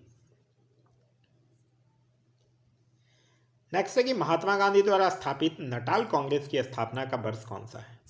तो महात्मा गांधी के द्वारा जो ये नटाल कांग्रेस की स्थापना हुई थी वो हुआ था 1894 में। तो इस क्वेश्चन का सही आंसर होगा वो होगा ऑप्शन नंबर ए। फिर उन्होंने 1904 में जाके फिनिक्स फॉर्म की स्थापना की, फिर उन्होंने 1910 में टॉलस्टॉय फॉर्म की भी स्थापना की। तो ये दोनों भी ध्यान रखिएगा। नेक्स्ट है कि अगाती हवाई अड्डा जो है वो स्थित है। तो अगाती हवाई अड्डा जो है वो लक्षद्वीप में स्थित है। तो इस क्वेश्चन का सही आंसर होगा वो होगा option number D, Lakshadweep. Next question कह रहा है कि ब्रह्मपुत्र नदी भारत में प्रवेश करती है। तो ब्रह्मपुत्र नदी जो है वो भारत में यांगयाप दर्रा से प्रवेश करती है। तो इस क्वेश्चन का सही आंसर होगा वो होगा ऑप्शन नंबर सी, यांगयाप दर्रा से। ब्रह्मपुत्र की जो सहायक नदियां हैं वो याद रखिएगा, दिबांग है, लोहित है, कामेंग है, मानस है, तीस्ता है। ये सब जो है वो ब्रह्मपुत्र की कुछ सहायक नदियां हैं। नेक्स्ट है कि राष्ट्रीय जलमार्ग संख्या 6 किस नदी पर है? तो राष्ट्रीय जलमार्ग संख्या 6 जो है वो लखीपुर से भांगा। तो इस क्वेश्चन, अच्छा किस नदी पर है ये पूछ रहा है, तो ये बराक नदी पर है। तो इस क्वेश्चन का सही आंसर होगा वो होगा ऑप्शन नंबर ए, बराक नदी पर। और कहाँ से कहाँ तक है? लखीपुर से भांगा तक। नेक्स्ट है कि बालमुरी जलप्रपात जो है वो किस राज्य में अवस्थित है? तो बालमुरी जलप्रपात जो है वो कावेरी नदी पर कर्नाटक में स्थित है। तो इस क्वेश्चन का सही आंसर होगा वो होगा ऑप्शन नंबर बी, कर्नाटक में कावेरी नदी पर। नेक्स्ट है कि ग्रीष्म ऋतु में आने वाली फलों वाली बौछार वर्षा से लाभान्वित राज्य मुख्यतः कौन सा है? तो वो है केरल। तो इस क्वेश्चन का सही आंसर होगा वो होगा ऑप्शन नंबर ए, यानी कि केरल। नेक्स्ट क्वेश्चन कह रहा है कि निम्नलिखित कथनों पर विचार कीजिए। जलोढ़ मृदा में पोटास एवं चूने की अधिकता होती है तथा इसमें मृदा संस्तर जो है सॉइल प्रोफाइल नहीं पाया जाता। ये बिल्कुल सही है। जलोढ़ मृदा को 4 भागों में वर्गीकृत किया गया है, ये गलत है। जलोढ़ मृदा को 2 ही भागों में वर्गीकृत जो है वो किया गया है। तो इस क्वेश्चन का जो सही आंसर होगा वो होगा ऑप्शन नंबर ए, केवल 1 जो है वो सही है। नेक्स्ट है कि उष्णकटिबंधीय सदाबहार वनस्पतियों का घर कहा जाता है। तो यह किसको कहा जाता है? यह कहा जाता है पश्चिमी घाट को। तो इस क्वेश्चन का सही आंसर होगा वो होगा ऑप्शन नंबर बी, यानी कि पश्चिमी घाट को। नेक्स्ट है कि मैक्रोनी कौन सी फसल की किस्म है? तो मैक्रोनी जो है वो गेहूं की एक किस्म है। तो इस क्वेश्चन का सही आंसर होगा वो होगा ऑप्शन नंबर डी, यानी कि गेहूं का एक किस्म है। नेक्स्ट है कि भारत में पशु की गणना आयोजित होती है प्रत्येक। तो भारत में पशुओं की गणना जो है वो 1919 से शुरू हुई है और प्रत्येक 5 वर्ष पर आयोजित होती है। और आज़ादी के बाद प्रथम बार यह गणना जो है वो 1951 में हुआ था। तो इस क्वेश्चन का जो सही आंसर होगा वो होगा ऑप्शन नंबर सी, यानी कि 5 वर्ष पर। नेक्स्ट है कि पश्मीना ऊन की प्राप्ति होती है। तो पश्मीना ऊन की प्राप्ति जो है वो बकरी से होता है। तो इस क्वेश्चन का जो सही आंसर होगा वो होगा ऑप्शन नंबर सी, बकरी से। और ऊन का जो सर्वाधिक उत्पादक राज्य है वो है राजस्थान, ध्यान रखिएगा। नेक्स्ट है ईगल नेस्ट वन्यजीव अभ्यारण्य अवस्थित है। तो यह कहाँ अवस्थित है? अरुणाचल प्रदेश में अवस्थित है। तो इस क्वेश्चन का सही आंसर होगा वो होगा option number B, Arunachal Pradesh में अवस्थित है। नेक्स्ट क्वेश्चन कह रहा है कि निम्नलिखित में से कौन सी गर्म जलधारा प्रशांत महासागर की है? कनारी जलधारा? नहीं, कनारी जलधारा अटलांटिक महासागर की एक ठंडी जलधारा है। फ्लोरिडा जलधारा? नहीं, यह अटलांटिक महासागर की गर्म जलधारा है। ब्राजील जलधारा? नहीं, यह अटलांटिक महासागर की गर्म जलधारा है। और तो सही आंसर होगा वो होगा ऑप्शन नंबर बी, सुसीमा की जलधारा, जो कि प्रशांत महासागर की गर्म जलधारा है।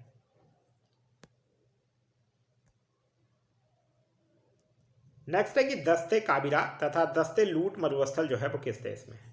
तो दस्ते काबिरा तथा दस्ते लूट मरुस्थल जो है वो किस में है? ईरान में है। तो इस क्वेश्चन का जो सही आंसर होगा वो होगा ऑप्शन नंबर ए, ईरान में है।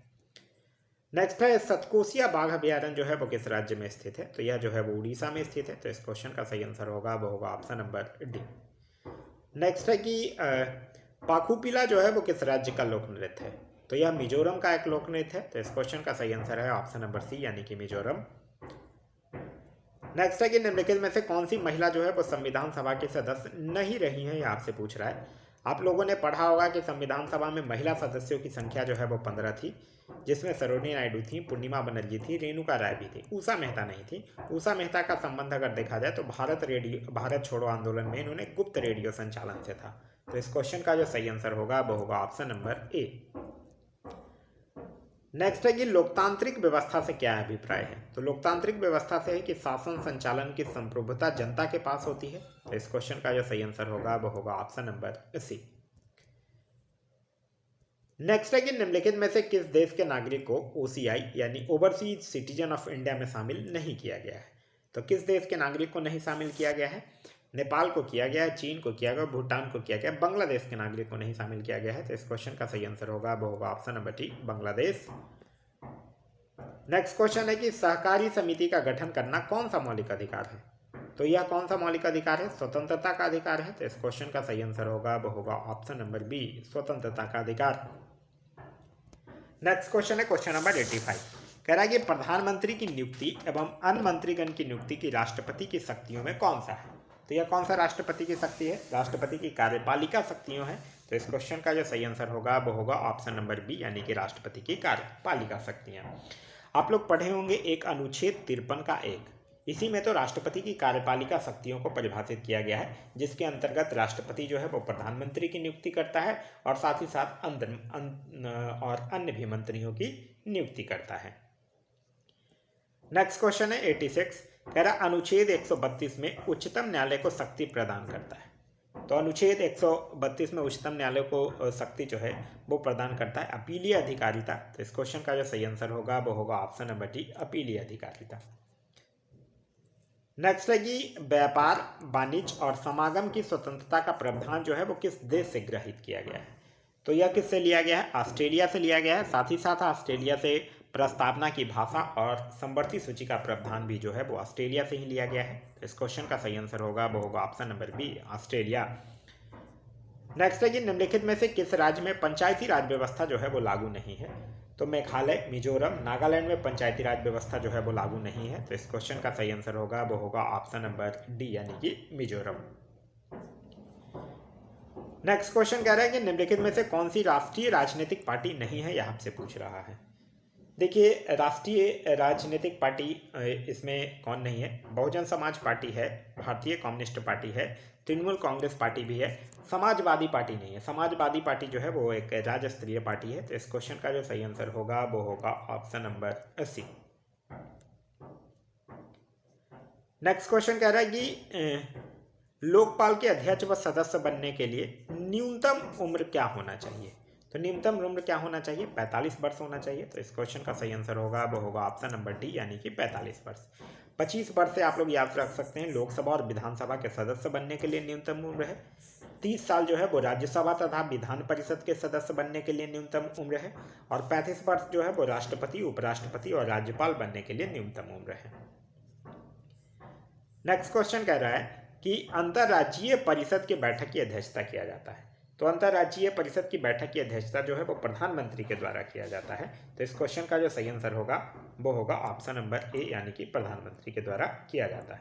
और अगर प्रधानमंत्री इसमें नहीं शामिल है, मतलब अनुपस्थित है, तो प्रधानमंत्री के द्वारा कोई भी नियुक्त कैबिनेट स्तर का मंत्री जो है वो इसकी अध्यक्षता करेगा। लेकिन अगर गठन की बात करते हैं तो अंतर्राज्यीय परिषद का गठन जो है वो अनुच्छेद 263 के तहत राष्ट्रपति के द्वारा किया जाता है। नेक्स्ट है कि भाषाई अल्पसंख्यकों के लिए अधिकारी की नियुक्ति राष्ट्रपति करेंगे, यह प्रावधान किस अनुच्छेद में दिया गया है। तो यह प्रावधान जो है वो अनुच्छेद 350 के बी में दिया गया है। तो इस क्वेश्चन का सही आंसर होगा वो होगा ऑप्शन नंबर सी। नेक्स्ट है कि निम्नलिखित में से असत्य विकल्प का चयन कीजिए। एक साइड राज्य दिए गए हैं, दूसरी साइड विधानसभा सीटें दी गई हैं। महाराष्ट्र 288 सीट सही है, कर्नाटक 230 गलत है क्योंकि कर्नाटक में विधानसभा की सीटें 224 हैं। तो इस क्वेश्चन का जो सही आंसर होगा वो होगा ऑप्शन नंबर बी यानी कि कर्नाटक। नेक्स्ट क्वेश्चन कह रहा है कि लोक लेखा समिति के मित्र, गाइड एवं मार्गदर्शक के रूप में कौन कार्य करता है। तो यह करता है कौन, नियंत्रक एवं महालेखक परीक्षक। तो इस क्वेश्चन का जो सही आंसर होगा वो होगा ऑप्शन नंबर सी। लोक लेखा समिति की अगर बात करते हैं तो लोक लेखा समिति में टोटल 22 सदस्य होते हैं, जिसमें 15 जो है वो लोकसभा से और 7 जो है वो राज्यसभा से होते हैं। इसे लघु लोकसभा भी कहा जाता है, प्राक्कलन समिति की जुड़वा बहन भी कहा जाता है और इस समिति के अध्यक्ष का मनोनयन जो है वो लोकसभा के अध्यक्ष के द्वारा किया जाता है। नेक्स्ट क्वेश्चन है क्वेश्चन नंबर 95 कि राष्ट्रीय न्यायिक नियुक्ति आयोग की स्थापना जो है वो किस संविधान संशोधन के तहत हुआ है। तो यह किस संविधान संशोधन के तहत हुआ है, यह हुआ है 99वां संविधान संशोधन 2014 के तहत। इस क्वेश्चन का सही आंसर होगा वो होगा ऑप्शन नंबर बी। 57वां संविधान संशोधन 2011 की बात करते हैं तो इसके तहत सहकारी समिति का प्रावधान किया गया था।